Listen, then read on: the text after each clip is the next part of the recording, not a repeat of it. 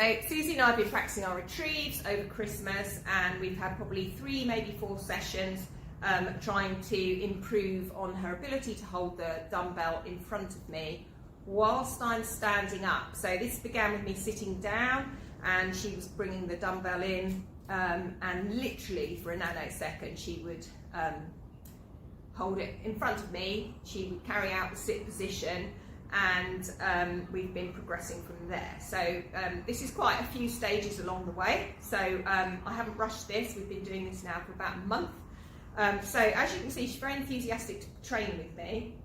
So I'm going to just show you the few steps that I've taken so far. So all I've done so far is every single time I bring the dumbbell out, it's associated with something fantastic. So in the early days, I'd show her the dumbbell. As soon as she interacted with it, I'd get her flirt sticker out because that's good fun and that's her favourite toy.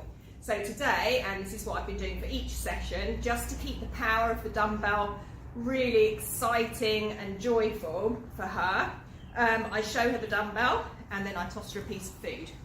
Okay? Show her the dumbbell and toss her a piece of food. Show her the dumbbell, toss her a piece of food. Show her the dumbbell, toss her a piece of food. Show her the dumbbell. Okay, so she's getting to chase this now. So this has become jolly game in itself. As soon as she sees the dumbbell, it's good fun. So right in the very early days, all I did was just toss it out and get her to interact with it. So here goes. Good girl. And then I just toss her that just because I wanted to remain sort of in the game with me and motivated. Girl. Good. Okay, so that then progressed to, because I've got a behaviour, I can now label it. So I was going to just say fetch, which basically means run out there and grab what I've just thrown. And I then was looking for her to bring the dumbbell back a little bit. So all I'm going to do now is say fetch, toss that out, see what she does. She'll probably go in a second, a little bit of delayed response, and then good girl. And then I'll throw it out. So that was the first couple of steps that I took. So don't get stuck on one criteria because the dog will get bored, especially a terrier type or some fast thinking dog like collies and shepherds. Okay, so after that, I played a little game where I'd be seated and Susie would come in here, she'd operate a sit position, she's already learned to sit straight. So I just give her that and then I give her a piece of food, all right?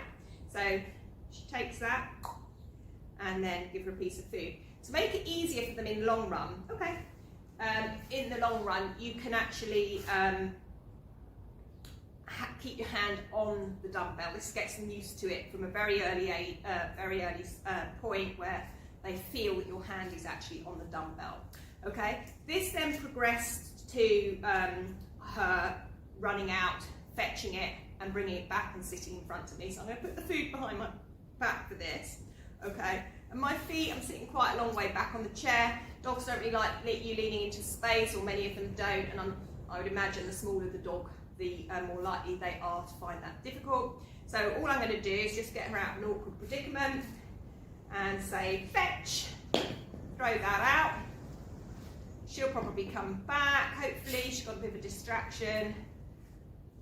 Good girlie, good. So you notice there my hands did touch the dumbbell. Well, she has learned that is that's what happens. So I don't want to go back a stage and show you when I'm not touching it, because this is very early days for her and I don't want to confuse her in any way because she's only 1. So I'm going to get a little bit more food and then I'll show you the next step of how we achieved the bigger picture. So as you can see, I've got a bar stool here behind me, and this is going to be just a prop so that I can literally be slightly more like I'm standing up. Make sure you're safe because it's only got 3 legs and I could topple over, but I think we're balanced enough. So Susie has learned that sitting in front of me is a really good place to be. So, there, good girlie. So I've got her used to coming in close, me moving my legs around and so on, so she's not intimidated by my height or my movements. So it's always a good place to be. Good girly. Okay. I'm just going to move this so you can see that she comes in straight. Good girl. Sit a bit straighter here. Okay. Free.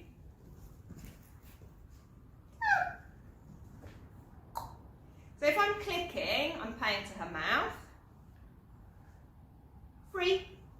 And if I say free, it means I'm going to pay her somewhere different. Okay, so that's just like a little easy way that you can integrate some communication into your skills here. So what I want to do now is see if she's good girly, if she'll go and fetch the dumbbell and bring it back to this same sitting position. So I would have practiced this on different days at different times and so on, so that my dog doesn't get bored and there's not too many repetition. I have got food, however it's on the stool behind me because when you've got food in your hand it can distract the dog in the early days.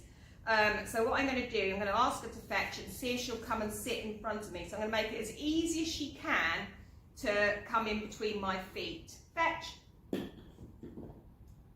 She knows there's a sausage here, however she's got to learn that whether the sausage is there or not. Good girly, really nice. So because I clicked, I'm going to pay her to the mouth and in position. So this tells me, here sweetie, good girl. This tells me that she's remembered an awful lot just doing these short sessions of literally, I don't know, a minute to 3 minutes tops every single time.